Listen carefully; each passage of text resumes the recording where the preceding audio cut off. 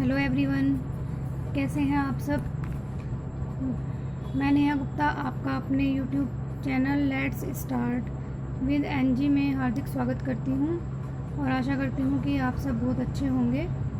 तो आज के नेक्स्ट वीडियो लेक्चर में हम भारत के स्वतंत्रता संग्राम से रिलेटेड मतलब कैसे कैसे भारत को आज़ादी मिली और 1947 की जो महान क्रांति हुई उसके बारे में कुछ महत्वपूर्ण फैक्ट्स को पढ़ेंगे।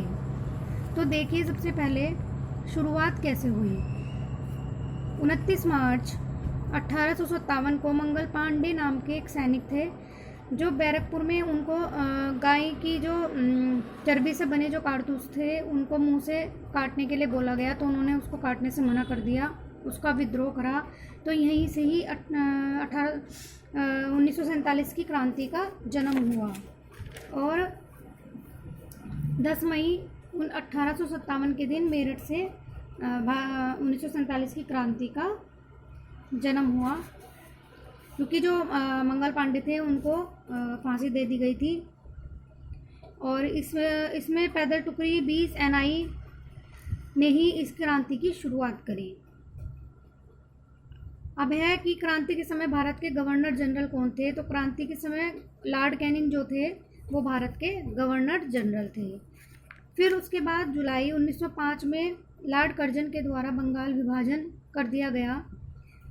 7 अगस्त 1905 को बंगाल विभाजन का विरोध करा गया और उस विरोध में 7 अगस्त को स्वदेशी अपनाने की अपील करी गई। स्वदेशी आंदोलन जिसे कहते हैं, कहा जाता है, वो चलाया गया। इसी समय में स्वदेशी आंदोलन के समय में ही रविंद्रनाथ टैगोर जी के द्वारा आमार सोनार बांग्ला नामक गीत की घोषणा हुई, जो आगे चलकर बांग्लादेश का राष्ट्रीय गीत बना। फिर नेक्स्ट आता है 1906 में कलकत्ता अधिवेशन हुआ, जिसमें पूर्ण स्वराज्य की मांग की गई पहली बार भारत के लिए, और उसके अध्यक्ष थे दादा भाई नौरोजी। तो ये क्वेश्चन पूछा जाता है कि कलकत्ता अधिवेशन की अध्यक्षता किसने की है और यह पूर्ण स्वराज की मांग कौन से अधिवेशन में की गई थी। तो ये 1906 का कलकत्ता अधिवेशन था जिसमें कि पूर्ण स्वराज की मांग करी गई, पहली बार करी गई, और दादा भाई नौरोजी उसके अध्यक्ष थे। फिर 1907 में कांग्रेस का बंटवारा हो गया, क्योंकि कांग्रेस के जो सदस्य थे उनके बीच में विचारों के मतभेद के कारण फूट पड़ गई। तो उनमें 2 दल बन गए, एक नरम दल और एक गरम दल। तो ये अधिवेशन सूरत अधिवेशन के नाम से भी जाना जाता है, क्योंकि सूरत में ही ये अधिवेशन हुआ था और इसी में ही कांग्रेस का 2 दलों में बंटवारा हो गया था, जिसकी अध्यक्षता रास बिहारी बोस जी के द्वारा की गई थी। फिर 1908 में जज थे किंग्सफोर्ड, उनकी हत्या का प्रयास करा गया प्रफुल्ल चाकी और खुदीराम बोस के द्वारा। उन्होंने किया क्या था कि उन्होंने चलती गाड़ी पर बम फेंक दिया था, लेकिन गलती से जो वो बम था, मारना तो वो किंग्सफोर्ड को चाहते थे, लेकिन गलती से जो बम था वो कैनेडी की गाड़ी पर गिर गया, जिससे कि जो उसमें जो बैठी थी 2 महिलाएं थी उनकी मौत हो गई, जिससे चाकी ने तो खुद ही आत्महत्या कर ली थी और खुदीराम को 15 साल की उम्र में ही फांसी की सजा दे दी गई थी।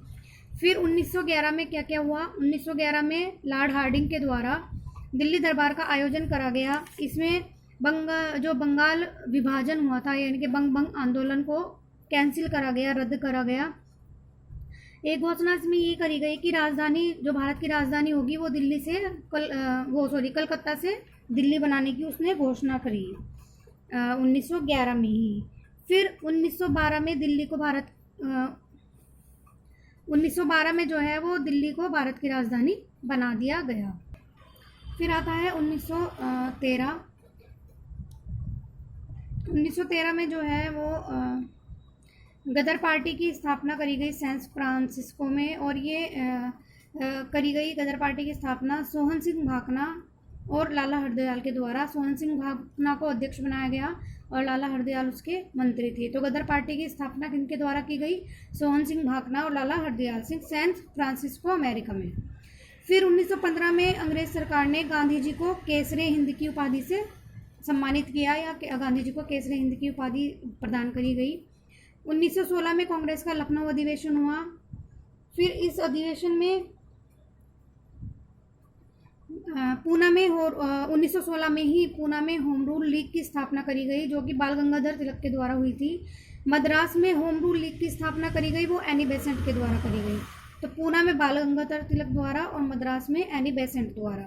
अब गांधी जी के द्वारा 1916 में ही साबरमती आश्रम की अहमदाबाद के पास स्थापना करी गई। 1917 में गांधी जी 1917 में गांधी जी ने सत्याग्रह का सबसे पहले प्रयोग भारत में 1917 में ही करा था, चंपारण बिहार में। चंपारण बिहार में वहाँ के किसान नेता थे जिन्होंने गांधी जी को चंपारण आने के लिए प्रेरित किया था। तो और सबसे पहले वैसे सत्याग्रह का जो सबसे पहले प्रयोग करा गांधी जी ने, वो दक्षिण अफ्रीका में करा था और भारत में करा था 1917 में, चंपारण बिहार में। फिर क्या हुआ, चंपारण विद्रोह के कारण वहाँ पर चंपारण विद्रोह हो गया और अंग्रेजों को जो तीन कठिया पद्धति थी उनकी, उसको समाप्त करना पड़ा, तीन कठिया प्रणाली को समाप्त करना पड़ा। फिर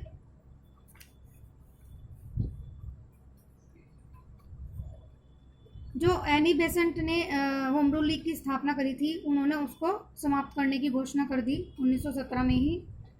फिर 1918 में गांधी जी द्वारा भूख हड़ताल करी गई। 1918 में अहमदाबाद मिल मजदूरों पर जो कर लगाया जाता था उसके विरोध में गुजरात में हड़ताल हुई और जिसका समर्थन गांधी जी ने करा। और गांधी जी ने सबसे पहली बार इसी में ही भूख हड़ताल करी थी उनके साथ मिलकर।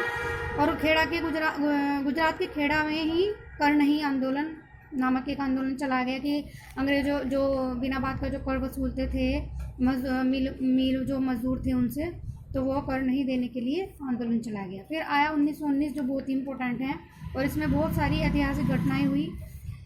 19 मार्च 1919 को रोलेट एक्ट लागू करा गया, जिसको कि इसके अनुसार अगर किसी पर भी शक है तो उस पर बिना मुकदमा चलाए या बिना उसको बताए हम एकदम से वो गिरफ्तारी करी जा सकती है। ना तो उसके विरुद्ध कोई भी अपील, ना तो वो कहीं पर भी अपील कर सकता है, ना कोई उसका दलील कर सकता है और ना ही उसका कोई वकील करा जा सकता है। तो ये एक तरह से ये काला कानून कहलाया गया, क्योंकि भारतीयों के लिए ये काला कानून था, तो इसलिए इसका विरोध करा गया। और गांधी जी ने इस कानून के इसके लिए विरोध के लिए 6 अप्रैल 1919 को पूरे देश में हड़ताल करवाई। फिर उसके बाद 13 अप्रैल को 1919 को अमृतसर में जलियांवाला बाग हत्याकांड हुआ अमृतसर में, जिसमें कि जो जनरल डायर था उस समय का जो कैप्टन था, उसने क्या करा, जो वहाँ पर मीटिंग कर रहे थे जलियांवाला बाग में, उन लोगों पर अंधाधुंध गोलियां बरसवा दी, जिसमें कि लगभग 1000 व्यक्ति लोग जो थे वो शहीद हो गए थे, मारे गए थे। फिर जलियांवाला बाग हत्याकांड से दुखी होकर इसी के विरोध में जो गांधी जी थे, उन्होंने अपनी जो केसरे हिंद की उपाधि उन्हें अंग्रेजों के द्वारा मिली थी उन्हें वापस कर दिया। और ऐसे ही रविंद्रनाथ टैगोर जी ने जिनको कि सर की उपाधि मिली थी वो वापस करी, और जमुनालाल बजाज ने राय बहादुर की वापस उपाधि अपनी। फिर आता है 1 अगस्त 1920 को असहयोग आंदोलन शुरू करा गया, और उससे पहले 19 अक्टूबर 1919 को पूरे देश में खिलाफत दिवस मनाया गया। और 1919 में ही गांधी जी ने एक कॉन्फ्रेंस करी जिसकी अध्यक्षता गांधी जी ने करी, और उसमें हिंदू और मुसलमानों की संयुक्त बैठक हुई। इसमें रोलेट एक्ट जो था उसमें उसके खिलाफ जो जलियांवाला बाग हत्याकांड हुआ था उसके खिलाफ क्या हुआ, गांधी जी ने 1 अगस्त 1920 को असहयोग आंदोलन शुरू कर दिया। फिर 1922 में क्या हुआ, 5 फरवरी 1922 को गोरखपुर जो कि ज़िला जो कि यूपी में है, उसमें चोरा चोरी नामक एक स्थान है, वहाँ पर क्या हुआ था, जो असहयोग आंदोलनकारी थे, असहयोग आंदोलन के जो लोग थे, उन्होंने क्रोध में आकर गुस्से में थाने में आग लगा दी, जिससे कि थानेदार और कुछ सिपाहियों की मौत हो गई थी, जिससे गांधी जी को बहुत दुख हुआ और उन्होंने 11 फरवरी 1922 को असहयोग आंदोलन को स्थगित कर दिया। इस घटना से दुखित होकर फिर 13 मार्च 1922 को क्या करा, गांधी जी को गिरफ्तार कर लिया गया। उनको 6 साल की कड़ी सजा सुना दी गई, लेकिन कुछ हेल्थ इशू होने के कारण उनको 1924 में ही रिहा कर दिया गया था जेल से। फिर 1923 में स्वराज पार्टी की स्थापना हुई, जो कि चित्तरंजन दास और मोतीलाल नेहरू ने करी थी। और कहाँ पर करी थी, ये करी थी इलाहाबाद में। तो स्वराज पार्टी की स्थापना किसने करी? चित्तरंजन दास और मोतीलाल नेहरू। ये क्वेश्चन भी एग्जाम में पूछे जाते हैं।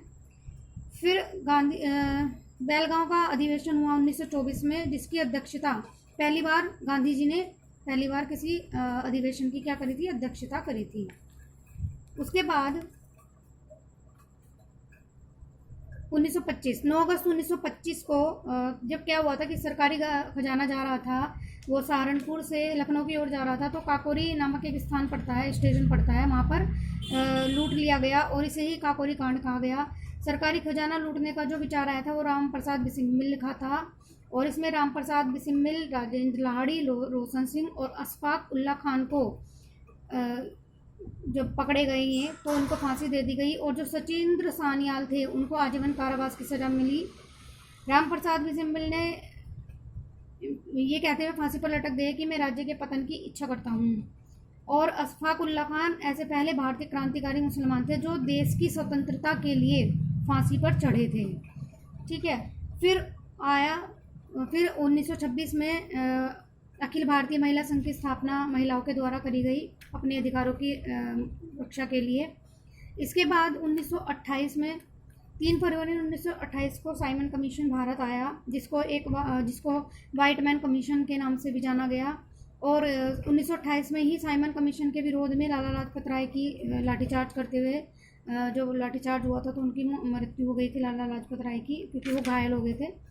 उसके बाद और 1928 में ही फिर भगत सिंह के द्वारा जो सैंडर्स था उसको क्या कर दिया गया था? गोली मारकर उसकी हत्या कर दी गई थी।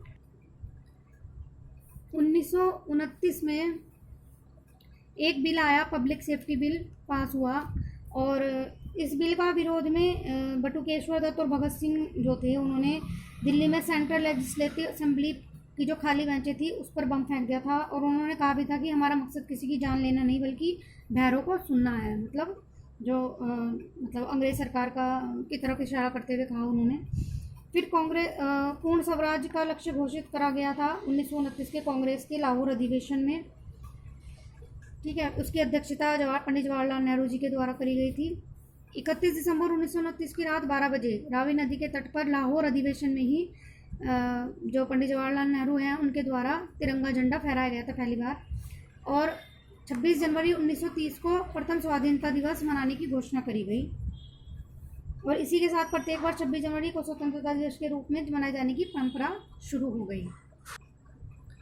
फिर आता है 1930 में 12 मार्च 1930 को गांधी जी ने अपने कुछ समर्थकों के साथ साबरमती जो आश्रम है वहाँ से लगभग 322 किलोमीटर दूर एक दांडी नामक स्थान पड़ता है, वहाँ के लिए उन्होंने प्रस्थान यात्रा शुरू करी, और 24 दिन की यात्रा के बाद उन्होंने दांडी पहुंचकर नमक कानून को तोड़ा और सविनय अवज्ञा आंदोलन की शुरुआत करी गई। तो 12 मार्च 1930 को दांडी यात्रा शुरू या नमक कानून तोड़ा गया 24 दिन के बाद, और 1930 में ही सविनय अवज्ञा आंदोलन की शुरुआत करी गई। 1931 में गांधी इरविन पैक्ट जिसे बोला जाता है वो हुआ, और इसको दूसरा गोलमेज सम्मेलन भी बोला जाता है।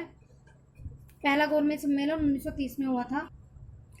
फिर आता है 23 मार्च 1931 में ही 23 मार्च को सुखदेव, भगत सिंह और राजगुरु तीनों को एक साथ फांसी से सज़ा सुना दी गई, जो कि 23 मार्च को हम शहीद दिवस के रूप में मनाते हैं अब। और मई 1939 में सुभाष चंद्र बोस के द्वारा फॉरवर्ड ब्लॉक की स्थापना करी गई, और सुभाष चंद्र बोस ने स्वतंत्रता संग्राम के दौरान ही फ्री इंडियन लीजन नामक एक सेना भी बनाई थी। और इसके बाद जो उधम सिंह थे उन्होंने क्या करा था, उन्होंने जो पहले भूतपूर्व लेफ्टिनेंट गवर्नर जो डायर थे उनको गोली मारकर उनकी हत्या कर दी थी, जिसके बाद उनको फांसी की सज़ा दे दी गई थी जो उधम सिंह थे। और 1940 में मुस्लिम लीग का जो लाहौर अधिवेशन था उसकी अध्यक्षता करी थी इसने मोहम्मद अली जिन्ना ने।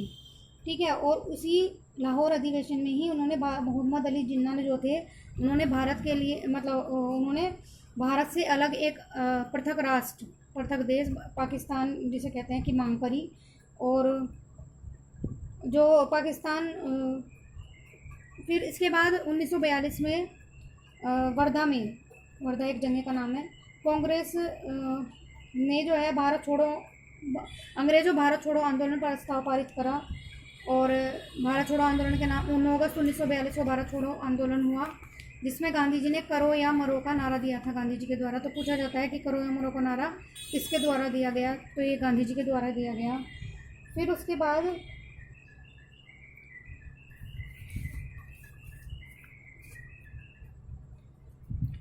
1943 में फिर सुभाष चंद्र बोस ने आज़ाद हिंद फौज की जो करी थी, उनको उसका सर्वोच्च सेनापति बनाया गया था। और इस फौज में 3 ब्रिगेड थे, जिसमें सुभाष ब्रिगेड, गांधी ब्रिगेड और नेहरू ब्रिगेड, और महिलाओं में लक्ष्मीबाई रेजिमेंट बनाया गया। आज़ाद हिंद फौज का जो झंडा था वो कांग्रेस के तिरंगे झंडे की तरह था। फिर उसके बाद 1946 में कैबिनेट मिशन आया। कैबिनेट मिशन क्या था कि जो उस टाइम के प्रधानमंत्री थे एटली, उन्होंने क्या करा था, भारतीय संविधान सभा की स्थापना और तत्कालीन जो ज्वलंत उस टाइम की जो भी तत्कालीन जो उस टाइम की ज्वलंत मेन जो समस्याएं थी उन पर भारतीयों से विचार विमर्श के लिए कैबिनेट मिशन को भारत भेजने की उन्होंने घोषणा करी। 24 मार्च 1946 को कैबिनेट मिशन दिल्ली पहुंचा और कैबिनेट मिशन योजना को मुस्लिम लीग ने और कांग्रेस ने स्वीकार कर लिया। फिर संविधान सभा के निर्माण के लिए चुनाव हुए और कांग्रेस को ज़्यादा वोटें मिली, कांग्रेस को समर्थन मिला काफ़ी लोगों का। और फाइनली 4 जुलाई 1947 को भारतीय स्वाधीनता विधेयक पेश करा गया और इसमें ये कहा गया कि 2 पृथक राष्ट्र बनाए जाएंगे, एक भारत और एक पाकिस्तान। और 14 अगस्त को पाकिस्तान और 15 अगस्त को भारतीय अधिराज्य की स्थापना करी जाएगी। तो इसमें 15 अगस्त 1947 को इस तरह से भारत को पूर्ण स्वतंत्रता मिली। आशा करती हूँ कि आपको मेरा आज का ये जो कंटेंट था हमारा 15 अगस्त स्पेशल, आपको ये पसंद आया होगा। और अगर आपको मेरा कंटेंट पसंद आया और आप चाहते हैं कि मैं ऐसे ही आपको अच्छे कंटेंट प्रोवाइड करती रहूं, तो प्लीज़ मेरे चैनल को लाइक करें, सब्सक्राइब करें और अपने दोस्तों तक शेयर ज़रूर करें और वीडियो को शुरू से एंड तक ज़रूर देखें। Thank you so much.